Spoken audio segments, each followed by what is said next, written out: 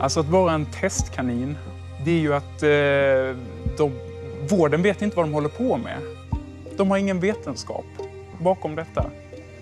De prövar på en ung generation som har hela livet framför sig. Jag blir arg. Jag tycker att det är fruktansvärt oansvarigt.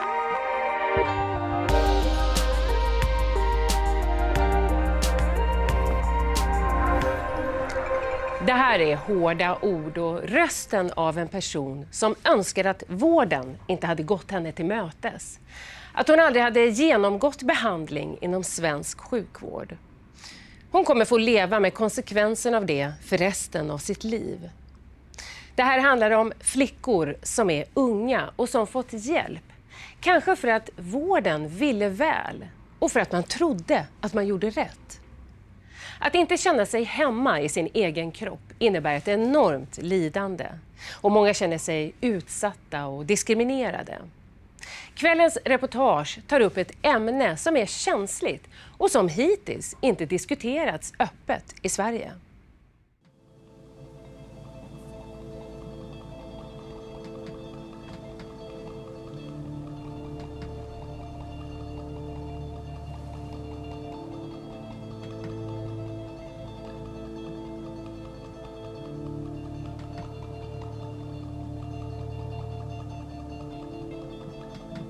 I had been having gender dysphoria ever since I was a kid. And I had been thinking about my gender identity for years. And when I heard about transgenders, I was like, so this is what it is.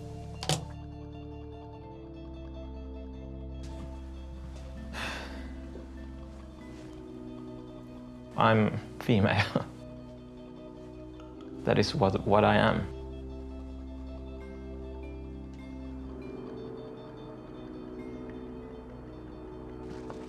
I felt that there is something different in my brain. It has always been present in my life. So when I learned about transgenderism, I felt that I just cannot go on anymore, so I have to change myself.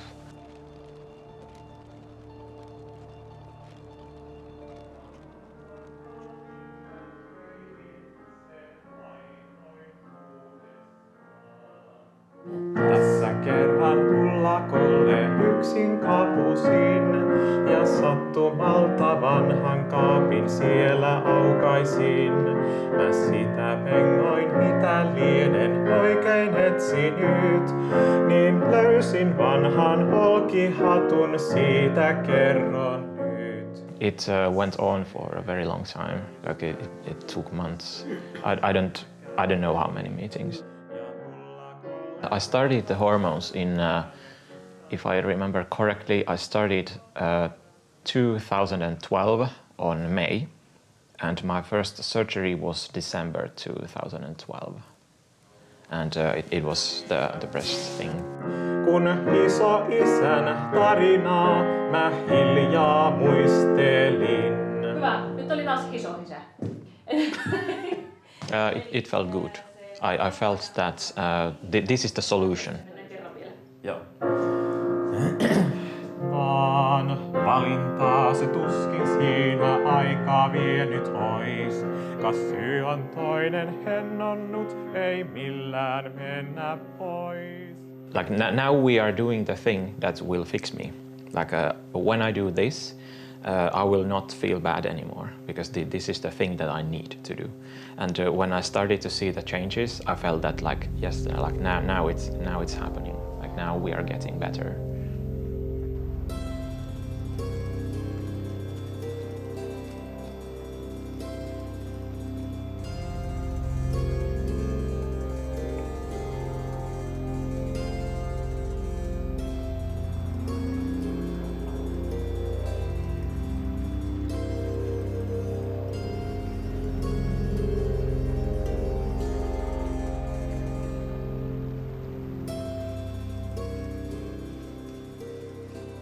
Att få vara den man vill är en självklarhet och en mänsklig rättighet.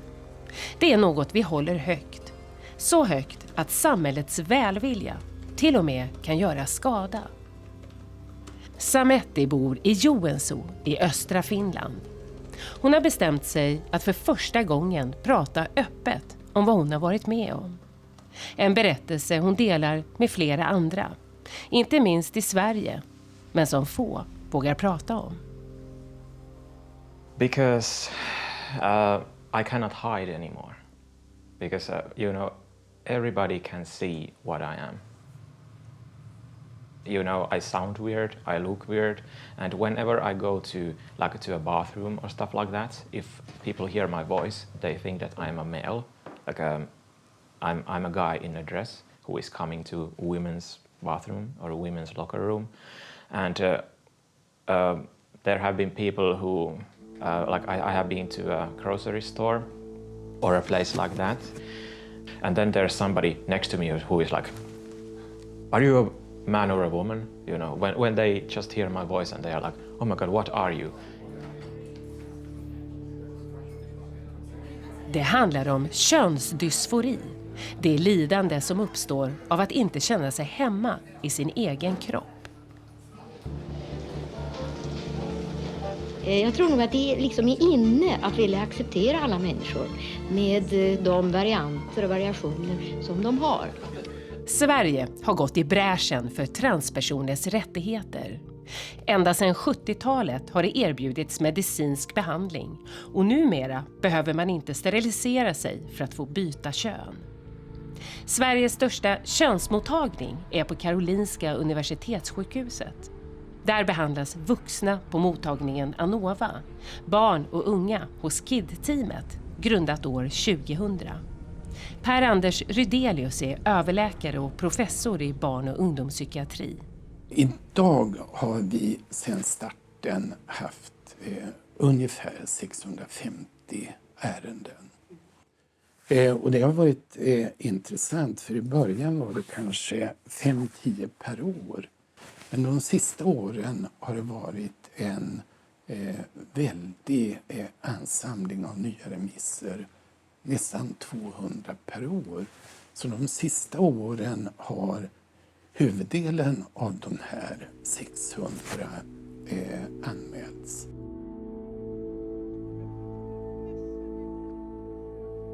Jag jobbar sedan 1999 med att utreda och bedöma och också behandla och koordinera könsbekräftande behandling av personer med könsdysfori. Man ser på mottagningar de mottagningar som tar emot personer under 18, så ser man att det är många fler personer som tillskrivs kvinnligt kön vid födseln. Alltså de har ökat mycket de sista 5-6 åren. Vad tror du det beror på? Ingen aning. Cecilia Deine utsågs 2016 till årets transhjälte.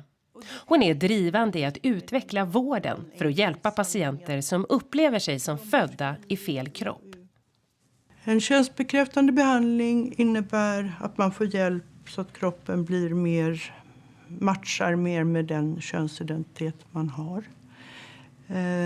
Och då kan övervägande manligt könshormon testosteron ger ju ändå mörkare röst, eller röst så småningom i ett manligt läge, eller som man uppfattas som man när man pratar. Det ger behåring på kroppen och så småningom behåring i ansiktet. Det kan ge mer muskler om man tränar.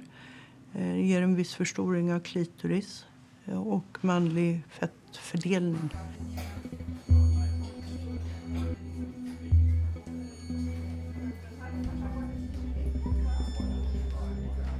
Vi vet att de som söker för könsdysfori, de har ju ett lidande. De är deprimerade, de har ångest, de har oro. Om mitt lidande av könsdysforin är så uttalat att det hämmar mig i min dagliga funktion, ja då, om man då är överens, och i vårt avseende så är det här då att ungdomen, familjen och professionen har samma uppfattning. Om vi alla har samma uppfattning, ja då bör man ge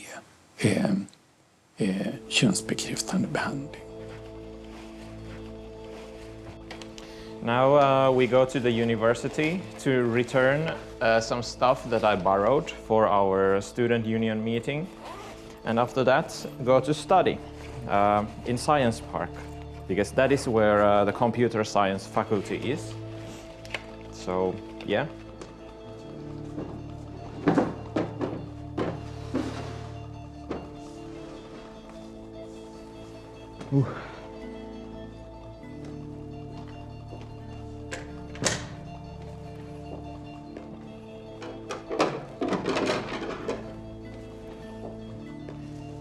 It's that way. I had a lot of problems with my emotions. I had like lots of emotional problems. I call them emotional locks. Like I had lots of locks. It made my disconnection to my body even worse.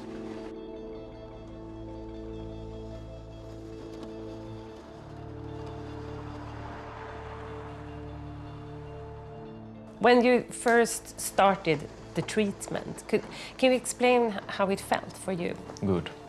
And that is a bit scary, I think. You know, I had a pretty bad dysphoria. And the treatment did take that away.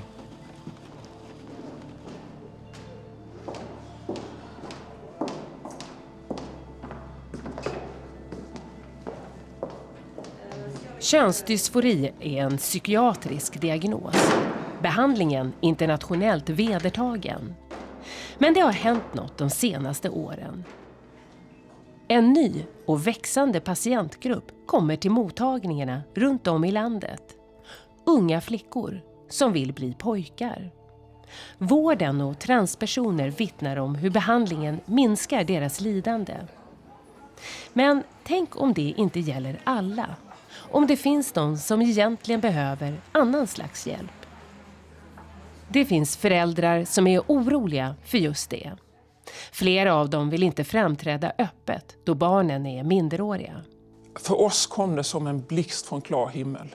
Vi hade aldrig någonsin upplevt att vårt barn hade varit någonting annat än en flicka.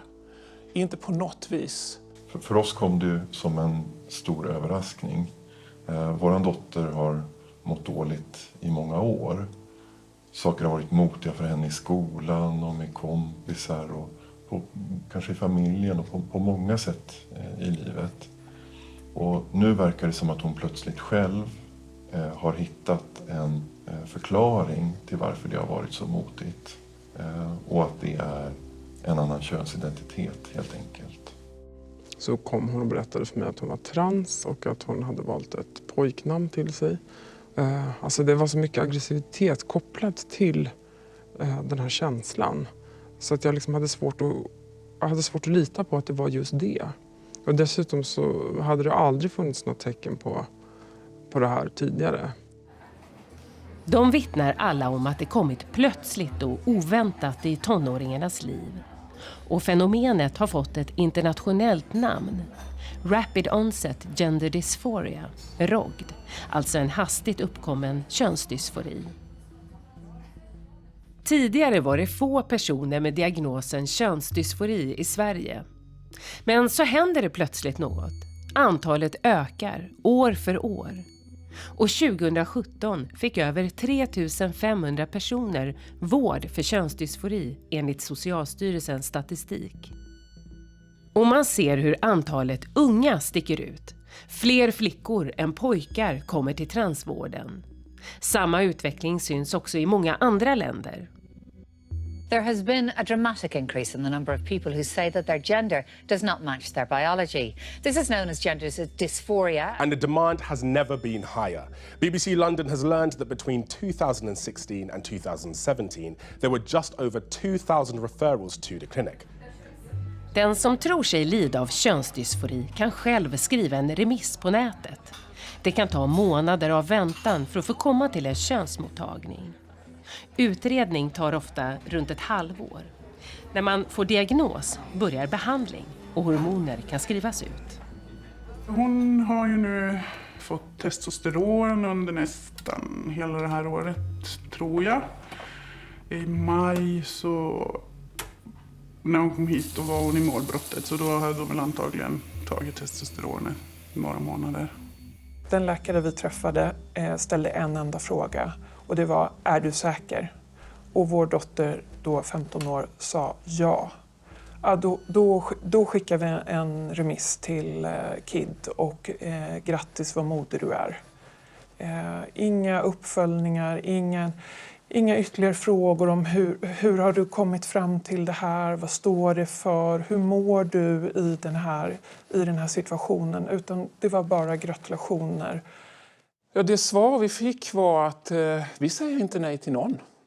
Alla som kommer till oss bekräftar vi, och det är jätteviktigt att bekräfta det här, att inte gå emot, därför att det är en identitetsfråga. Det är inte en diagnos, det är en identitetsfråga. Här på Anova har vi ett standardiserat utredningsformat för de allra flesta. Det för att få effektivitet också. Det är ett sätt att kunna jobba snabbare, så att säga, för att folk inte ska behöva vänta. Hur ofta säger ni nej? Det var många år sedan vi inte var överens med patienten. Så att när det är inte så att någon går och pratar med oss och så säger vi nej. Utan det blir, alltså det är en gemensam utredning. Det är patienten och inte vi som ska leva med sin kropp, oavsett hur den ser ut. Även i Norge har Rikshospitalets mottagning för transbarn sett precis samma kraftiga ökning av tonårsflickor. Och här finns det en oro för vad det innebär. För man har också sett något annat som kännetecknar den nya gruppen. Så de sista 5 åren, från ungefär 2012, så har det varit en enorm ökning. Och det vi ser är ju att, att det är tonårstjejer vi har flest av. Men också så ser vi att denna gruppen är de som är biologiskt födda tjejer och är biologiskt födda killar.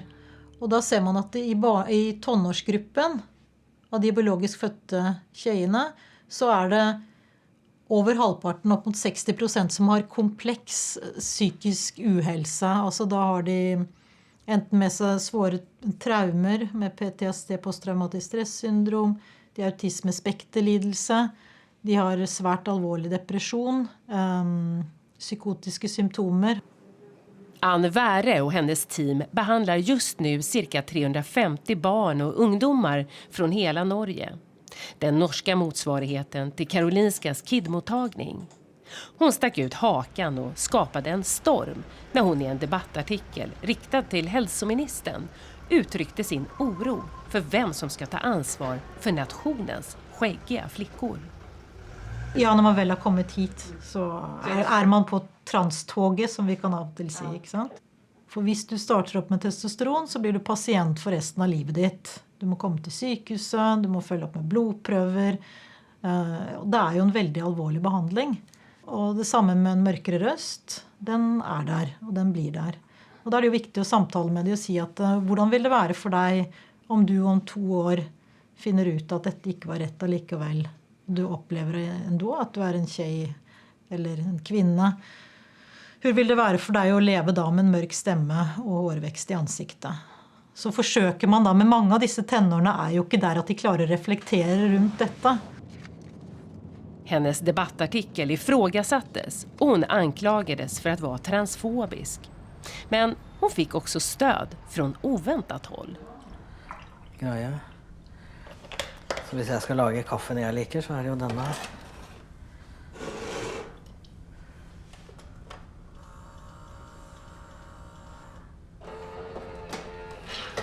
Altså, jeg ønsker jo at folk skal forstå at vi ikke ønsker å gjøre det vanskeligere, men at vi ønsker en kvalitet i behandlingen.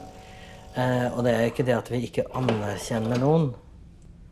Vi jobber jo for at man skal anerkjenne mennesket. Men det betyr at man anerkjenner helheten. Og helheten er nødvendigvis ikke bare én vei. Det kan være mange veier. Jeg tenkte vi skulle vise virkeligheten her. Mikael Bjerkeli föddes som flicka. Han har jobbat länge för transpersoners rättigheter tillsammans med kollegan Tone Maria Hansen. När de bytte kön för över 20 år sedan så var det annorlunda. Det var åratal av utredningar och väntan på vård. Idag är de oroade över att unga människor efter bara några månader kan få behandling. Jeg tenker at når vi startet denne foreningen, så var det så enkelt. Vi tenkte at ja, men hvis noen sier det, så er det sånn. Og på mange måter så var det det. Men vi ser jo det etter at tiden går, at kompleksiteten i dette, det øker så ekstremt mye. At dette er endringer for resten av livet. Det er nok så alvorlig egentlig. Og da tenker jeg det er viktig å bruke litt tid. Og det er det som i hvert fall jeg føler er veldig bekymringsfullt, at det er så mange aktører som presser på for at man skal få sånn som testosteron veldig raskt, fjerne brystene veldig raskt. Og det synes jeg er utrolig skremmende hvis man tenker på hvor potent disse medisinske behandlingene faktisk er. Hvor mye det kan gjøre hvis det er feil. Hvis det er feil, så er det veldig mye å gå tilbake på.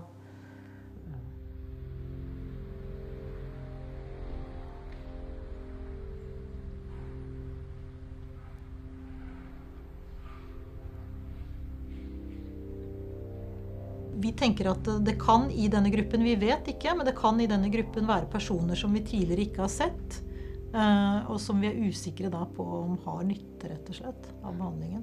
Men man vet inte på sikt hur de vill må heller, man har inte forskning på hur det går. Men man gör det och man hoppas och tror att det vill gavne dem, då, att det vill vara bra för dem. Man hoppas och tror att det kommer gå bra, säger hon. Inom sjukvården jobbar man ju vanligtvis efter vetenskap och beprövad erfarenhet. I debattartikeln beskriver hon det själv som experimentell behandling. Jag tänker det experimentella i det är att i den kurven här, som det också har i Sverige, så finns det personer som vi idag är osäkra på har gått av behandlingen på sikt. Den är inte experimentell i ordets egentliga bemärkelse. Den följer en utredningsmodell som har prövats. Självklart kan utredningsmodellen behöva modifieras på olika sätt. Men huvuddelen av de som utreds och behandlas, de blir ju ändå nöjda. I Sverige har man också sett att över hälften av tonåringarna har andra psykiatriska diagnoser. Att de lider av självskadebeteende, autism och anorexia. Och flera berättar om andra trauman som övergrepp. Är samma utredningsmodell och behandling som använts tidigare rätt att också använda på den nya gruppen? Jag frågar igen, vad är det som ska bli bättre och på vilket sätt kommer det här att hjälpa ditt dåliga mående? Hon kan inte liksom uttrycka det. Vi har sett att hon bara har mått sämre efter att ha påbörjat den här resan, den här förändringen. Så vi är ju jätteoroliga för att hon kommer att fortsätta må ännu sämre när man driver den utvecklingen vidare. Det är förstås en jättestark oro som vi har.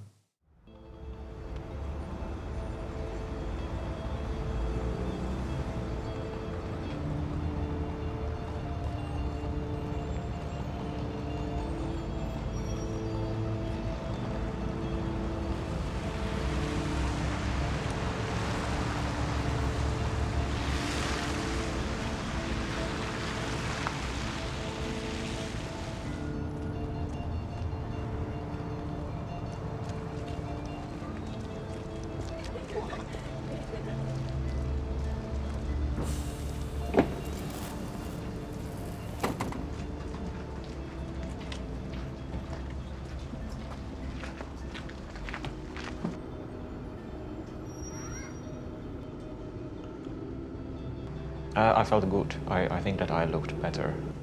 I liked my new figure.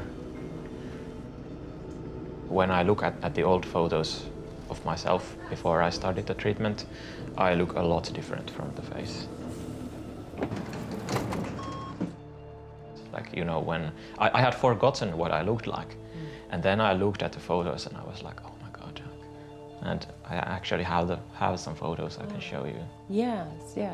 I would love to see the photos. Yeah, now? Yeah, can you see? Mm-hmm. So, here. Yeah.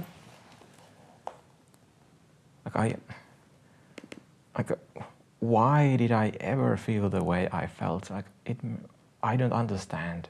Yeah. Det finns en anledning till att Sametti vill visa bilderna. För hennes könskorrigering blev inte det hon hade hoppats på. När en ung person ska börja resan mot könskorrigering ges medicin som stoppar puberteten, ett stopphormon. Det är starka läkemedel och som nu ökar i åldrarna 15 till 19 år. Läkare säger att kroppen återgår till en normal utveckling efter avslutad medicinering. Men ingen vet vad som sker på lång sikt. Ett forskarteam som följt en patient ser sjunkande IQ-nivå. Annan forskning visar på risker för benskörhet och att medicinen kan påverka hjärna och hjärta. Läkemedelsverket godkänner och kontrollerar läkemedel. Men det är sjukvårdens ansvar vem som får medicinen. Samma medicin och samma dosering som vid kemisk kastrering av vuxna. Fysiologiskt så förväntar man ju sig vissa av de här sakerna. Som vi vet ju om att kastrerar vi så får vi en hjärtpåverkan och vi vet att det finns en risk för skelettet när vi kastrerar också. Så att och att det blir en mental påverkan det är också någonting som vi ser när vi kastrerar i män eller kvinnor som inom de behandlingar som finns. Va? Och det är samma läkemedel? Och det är samma läkemedel, samma verkningsmekanism. Så att vi skulle förvänta oss att se det hos flickor då, det förväntar jag mig att det ska ske. Mm. Men det här är ju kroppar som är fullt friska. Alltså det är tonårskroppar som håller på och växer som är fullt friska fysiskt. Men där man då liksom förskriver sådana här starka läkemedel. Vad måste då finnas i liksom andra änden? Och det som jag sa, jag tror det handlar om då att man någonstans kan visa att individen mår bättre för att ta den risken.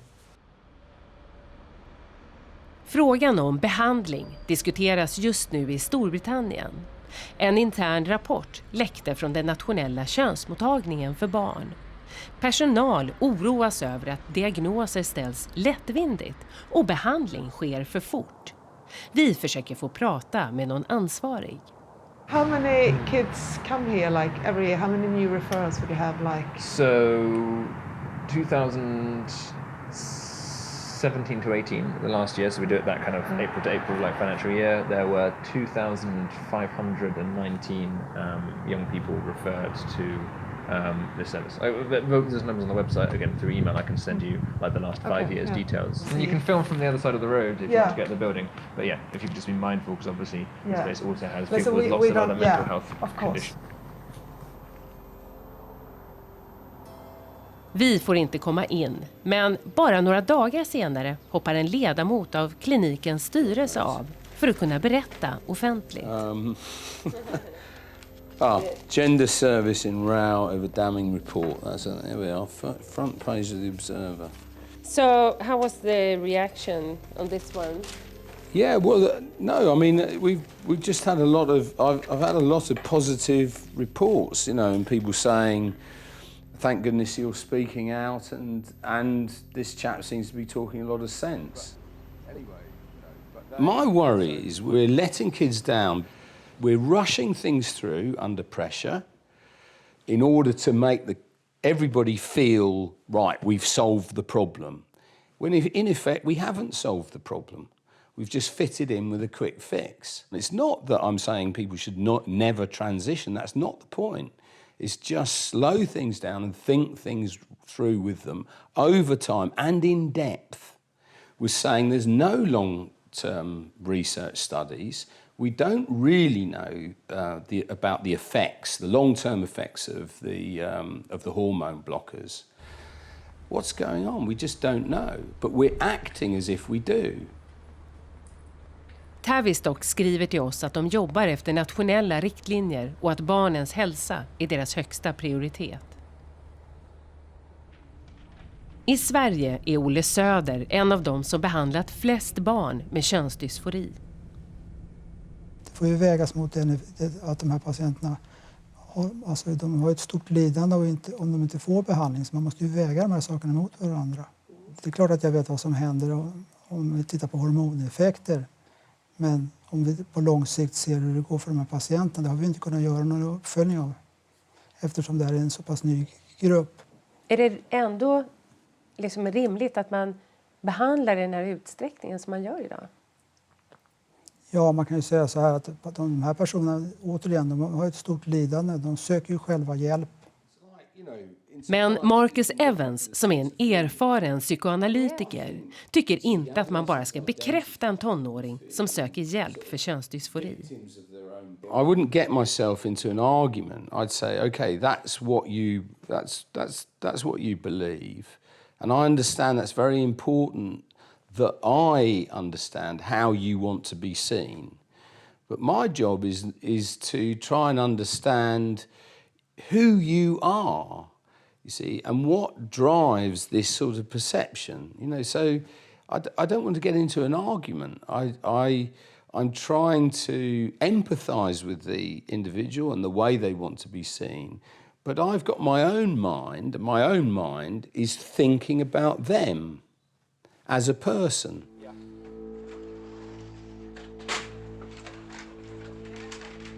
Rekommendationen i Sverige är att ge stopphormon i högst 3 år. Nästa steg är testosteron. Medicinering som måste fortgå hela livet och de fysiska förändringarna är för alltid. Även här finns risk för biverkningar, hjärt- och kärlsjukdomar och vissa cancersorter. Testosteron har tagits fram för män, men i flera län skrivs det idag ut till fler flickor än pojkar mellan 15 och 19 år. Den här nivån har man aldrig förutsett. Vad tänker du kring det? Gör man en stor kursändring så måste man ju ha någon form av evidens som underlag för det. Och det är ju då i det här fallet sjukvården som har tagit ställning, och då blir det ju sjukvården någonstans som behöver besvara vad är underlaget för deras tankar och skifte i behandlingen av det.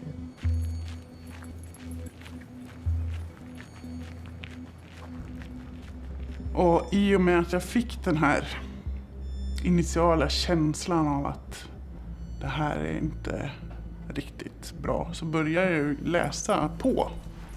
Och det stärkte min initiala känsla, och då tänkte jag, för att man tvivlar ju på om, ja, men det kanske är rätt för henne det här då. För det är det man får från alla hela tiden. Att så här är det, och det enda du kan göra som förälder är att stötta. Men jag blev ju mer och mer stärkt i att det här är inte riktigt bra.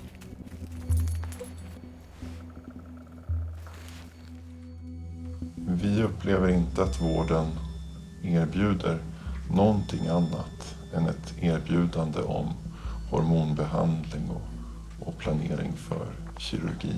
Att operera om vårt barn och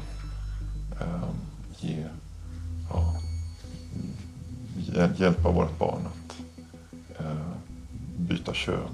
Mm. Och egentligen då validerar att det är fel på henne då. Att bekräfta hennes känsla om att hennes kropp ska vara annorlunda. Och att det är starkt och modigt av henne att driva det här. Jag är helt övertygad om att vården vill göra rätt. Jag begriper bara inte att man inte reagerar mer över att det är en helt ny patientgrupp och att man inte är mer försiktig. Och så frågar vi, hur många är det som ångrar sig? Och då säger de, nej men det är ingen som ångrar sig. Min största oro är ju att det här kommer från påverkan utifrån och att det här inte är grundat i henne och att hon kommer så småningom upptäcka det. Lena jobbar med läkemedel som toxikolog och är orolig för att hennes barn ska ångra sig. På besök hos en könsmottagning frågar hon om risken och spelar in samtalet. Och tittar man på ånger så är det ju häpnadsväckande siffror skulle jag säga. Jag tror inte ens en blindtarmsoperation har sådana siffror. 0,2%. Det är jättelågt alltså. Man ångrar en blindtarmsoperation. Jo, det kan man visst. Det finns människor som får livslånga komplikationer där i kirurgi. Lenas barn säger till oss att det inte finns någon tvekan om att den könskorrigerande behandlingen är välgrundad och rätt. Hur många ångrar sitt könsbyte? En svensk studie visar att från 70-talet fram till år 2010 bara 15 personer, 2,2%. Men hur många som ångrar sig i den här nya gruppen vet ingen. Det är jätteviktigt att bekräfta och det är klart att du ska få könshormoner och det är klart att du ska få kirurgi. Och det här kommer att gå på ett halvår ska du se. Du behöver inte vänta längre än så för vi förstår att du mår så dåligt. Jag blir ju alldeles kall när jag förstår hur snabbt det kan gå och hur oförsiktigt man hanterar den här gruppen av faktiskt sköra människor. Och jag har egentligen samma budskap till mitt barn som till vården, att det får inte vara bråttom. Det måste gå att vänta, det måste vara huvudalternativet att vänta tills man är mogen ålder. Vänta några år, lev som man, lev precis som den du vill vara. Uttryck dig i vilket kön du vill, men gör ingenting som inte går att ta tillbaka. Gör inget irreversibelt med din kropp.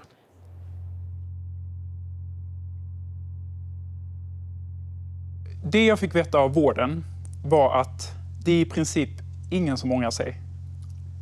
Alltså att någon som jag, som född biologisk tjej och sen gjort hela transitionen och sen skulle ha gått tillbaka.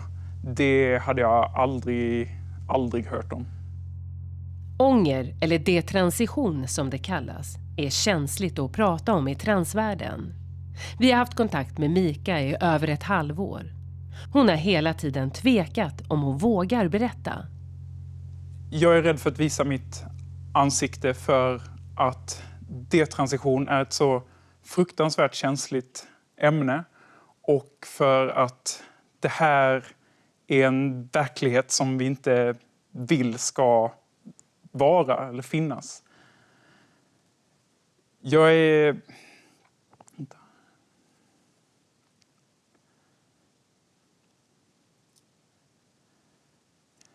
Jag vill inte visa mitt ansikte för att jag är rädd för vilka konsekvenser det skulle få när det kommer till hur folk ser på att jag berättar min version som aldrig har blivit berättad i Sverige på detta viset tidigare. För att många inom trans- och queer-communityt skulle tolka det som ett hot. Att det finns helt andra historier också. Vi vill så gärna att det ska vara enkelt och inga konstigheter med den här behandlingen och att alla mår bra efteråt. Och den bilden är vi väldigt bra på att visa utåt för att få mer acceptans och förståelse och sådär. Och det ser jag också en poäng med. Men vi måste kunna visa alla historier som finns. Och absolut inte för att skada någon. Men för att ge den bästa behandlingen möjligt och för att ställa rätt diagnoser på folk. Mika fick sin diagnos 2017. Hon var helt säker på att det var rätt väg för henne. Att hon var en kille, född i fel kropp. Jag såg det verkligen som att mitt största hinder i mitt liv är att min kropp inte... Alltså att min kropp speglar inte vem jag är. Så om jag får löst den biten så kommer många andra saker att bli betydligt lättare. När jag fick min första dos av testosteron, det var... Alltså det är svårt att beskriva för att jag minns bara att jag var så otroligt lycklig. Nu händer det. Nu är det liksom nytt kapitel i mitt liv som startas här och nu. So, here. So this is me before I started any hormones.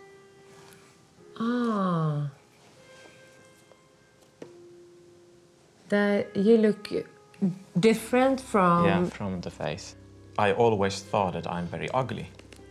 But now that I look at myself, I never was ugly. Like, why on earth, why did I feel that I'm ugly in the first place? How did it start? It makes no sense.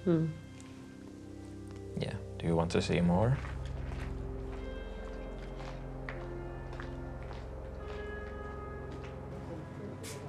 Paljon onnea vaan, paljon onnea vaan.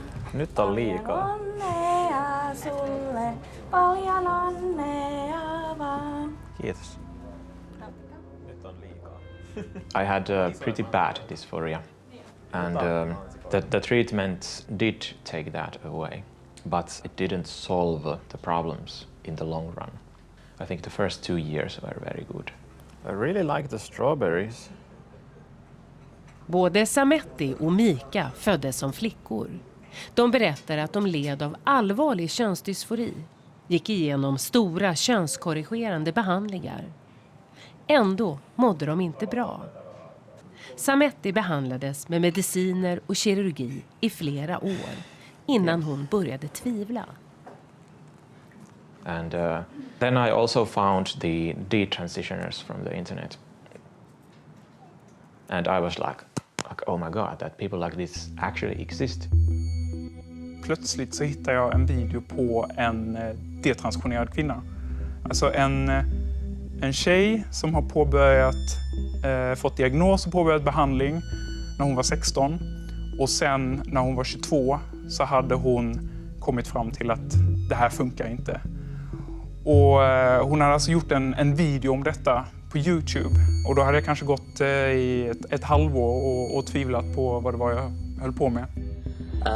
For those of you who aren't familiar with me or my blog, I'm Carrie. I'm a 22-year-old detransition woman. In fact, I'm one of the women Serrano talks about, a pediatric transitioner. I transitioned socially at 15. I started hormones at 17, and I detransitioned just after my 22nd birthday. Jag upptäckte alltså efterhand att det finns många detransitionerade. Det finns jättemånga detransitionerade. Kvinnor framför allt. Det är bara ingen som pratar om det.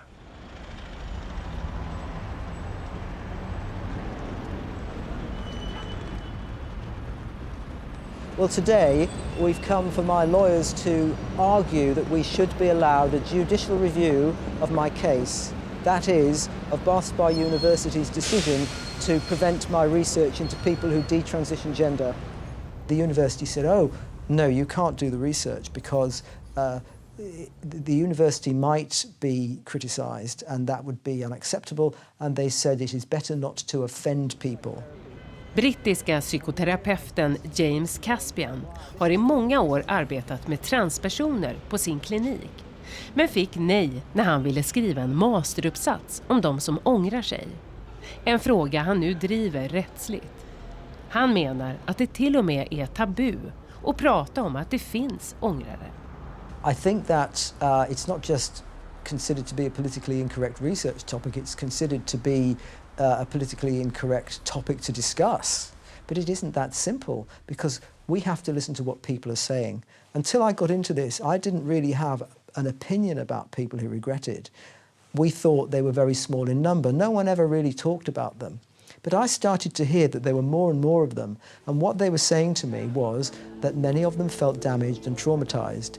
They felt that when they said that they were reversing their transitions, they became very unpopular. Some of them were vilified. There have been cases of people being very abused on the internet who've reversed transition, and so then they don't want to speak out. So I think they wanted to speak through my research.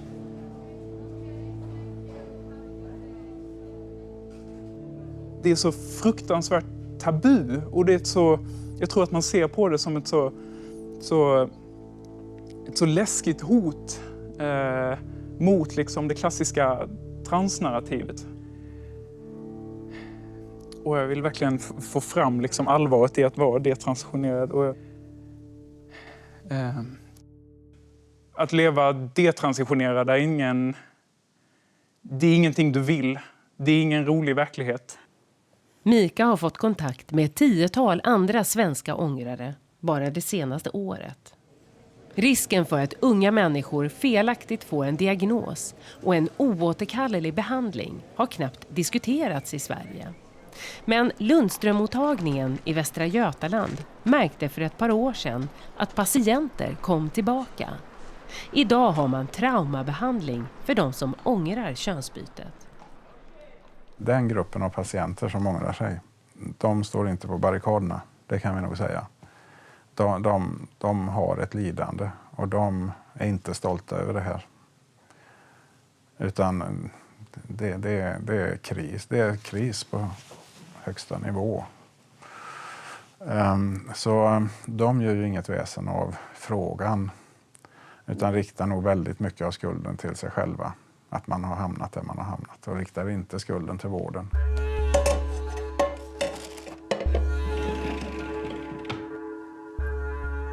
I have been stupid.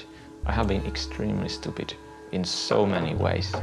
And I have been so delusional about so many things that it's embarrassing.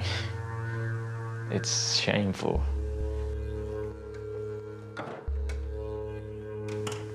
I think it's a very terrible thing in many ways to realize that you have been wrong. You have been very delusional. And that you have done something irreversible to yourself. Very boring house to be filming at. You know, this is a student apartment, so that I don't have much stuff here, and also all the furniture, they are included in this place. Like I don't own them. And I really hate all the furniture. They are so ugly. I would like to throw them out, but I can't. Because they belong to this place.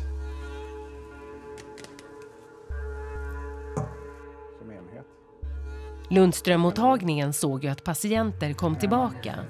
Och det har påverkat personalen som fattar de avgörande besluten om diagnos och behandling.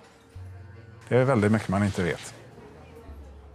Ja, men det är det som skapar den här, som vi kallar etisk stress. Att inte har fullgod evidens för det vi gör. Personalen upplever etisk stress. Men behandlingarna fortsätter, hormoner och kirurgiska ingrepp. På flickor opereras brösten bort och operationerna har ökat i antal. Vi begär ut ålder på de som opereras. Enligt sjukhusen är de yngsta 16 år, men då bara om föräldrarna tillåter. Alla sjukhus lämnar ut uppgifter om antalet operationer per åldersgrupp, utom Karolinska. Kanske är det känsligt, för ingen annanstans i Sverige opererar man personer som är så unga som 14 år. Om brösten plågar mig så att jag inte kan visa mig ute, att jag inte kan vara med andra ungdomar, om jag inte kan gå i skolan, om jag inte kan känna att jag trivs, ja, då är det väl rimligt att om alla föräldrar, vi professionella, ungdomen har den uppfattningen, hjälpa henne att slippa bysten. Är man säker på att en 14-åring förstår konsekvenserna av ett sådant beslut. Om det nu är en väldigt ung person, ja då ligger det särskilt noggrann bedömning bakom. Men du har ju alldeles rätt att det finns ett dubbelt etiskt problem. Det oetiska att inte hjälpa och underlätta lidandet. Det oetiska i att vederbörande kanske 15 år senare ångrar sig. Och vem bär ansvaret då? Ja, eftersom det i de här fallen har varit konsensus mellan barnet, föräldrarna, professionen, så är ju det ett delat ansvar. Ett delat ansvar. Man lägger alltså en del av ansvaret på ett barn som mår psykiskt dåligt. Alltså nu i efterhand så tycker jag att det är helt sjukt, rent ut sagt, hur den här processen går till. För att det finns så lite stöd för allting, men i grund och botten så är det vården som har ansvar för detta. Det är de som ska kunna sätta en säker diagnos på mig. Det är de som ska kunna säga att du får den här behandlingen av oss för att vi vet att det kommer göra att du mår bättre. I Socialstyrelsens kunskapsstöd God vård av barn och ungdomar med könsdysfori, skrivna av bland andra Karolinskas egna läkare, rekommenderas bröstoperation vid könskorrigering, trots att det vetenskapliga underlaget är otillräckligt. Bristen på vetenskaplighet, kunskap, återkommer i vårdens egna dokument. I en forskningsansökan till Etikprövningsnämnden står rakt ut att det idag genomförs kirurgi, könskorrigering, utan varken kvalitetssäkring eller uppföljning. Jag blir arg. Jag tycker att det är fruktansvärt oansvarigt. Alltså när jag gick in i detta så var jag... Alltså min generation av framförallt många unga tjejer som bara är lite annorlunda, sticker ut från den typiska tjej- eller kvinnorollen. Vi är ett stort experiment i detta. Vi är testkaniner, någonting som det inte finns tillräcklig vetenskap bakom. Var någonstans inom medicinen gör man på detta viset? Var någonstans spelar man med folks liv på detta viset?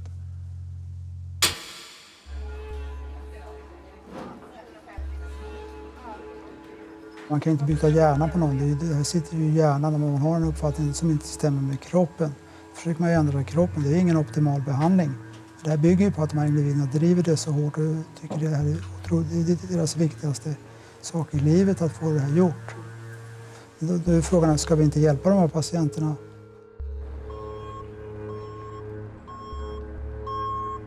Regret was not supposed to happen. And where am I now? My problems still exist. I still haven't found a solution to them.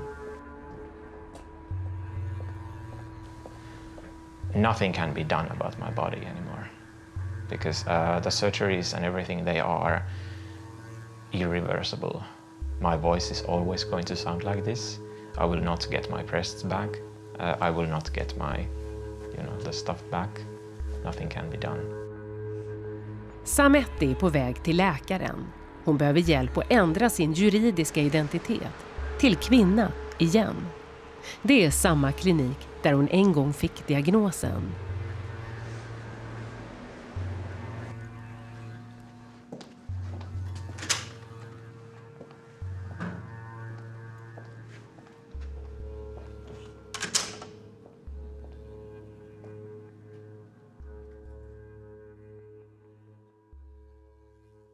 Transvården är mer än bara vård. Det är politik. I Sverige bereder regeringen just nu ett lagförslag om att göra det snabbare och enklare att byta juridiskt kön, alltså personnummer. Att sänka åldersgränsen till 12 år. Och att 15-åringar ska få operera underlivet utan föräldrars medgivande. Vi hade nog förväntat oss att vuxna läkare, psykologer, kuratorer skulle kunna säga till en 15-årig person att vi tror att ditt problem handlar om helt andra saker. Att om de kommer fram till att så är fallet. Att de skulle kunna säga att vi tror inte att du kommer må bättre av hormonbehandling eller en könskorrigering, utan vi tror att du behöver det här istället. Nu är bilden att det finns ingen vuxen som vill säga det här till vårt barn. Det här är ett problem, men jag delar inte uppfattningen att vi skulle skynda på eller bortse ifrån de här etiska konsekvenserna. Och är lidandet så uttalat att behandling ur etisk synpunkt måste ske, då gör vi det. Självklart är transvården viktig. För många säkert rätt väg. Men för de andra, vem tar ansvar? De flesta vågar varken prata om det eller återvända till sina kliniker. Sametti vågade.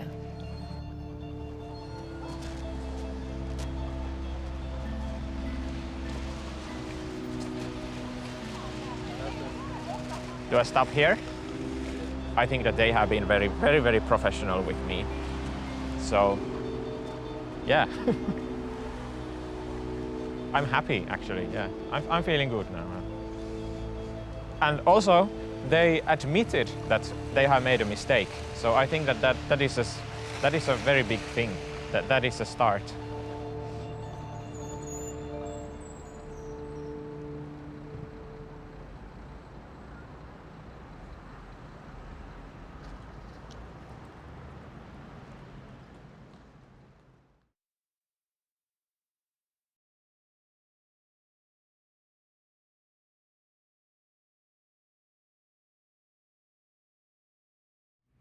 Ni är säkert många som har tankar om och vill diskutera kvällens reportage. Vi finns i sociala medier. Och vi jobbar också med fler program i det här ämnet, så tipsa oss gärna. Och om ni behöver stöd och råd så finns information om det på vår sajt. Uppdrag granskning är tillbaks nästa vecka. Se oss då. Vårt reportage om Sanne skakade om många. Hon hade i flera år skickats runt i en vårdkarusell där ingen ville ta ansvar. Hon hamnade på gatan. Sannes mamma och andra anhöriga kräver nu att politikerna ändrar lagen. Psykiskt sjuka dör, fast de kunde ha räddats. Ingen tar helhetsansvar och det blir ett lapptäcke av insatser, ett lapptäcke som inte håller ihop. Vad är fel med psykvården om själva vården gör människor sjukare? I flera år har 23-åriga Elin bott på akutavdelning, fast en läkare säger att det skadar henne.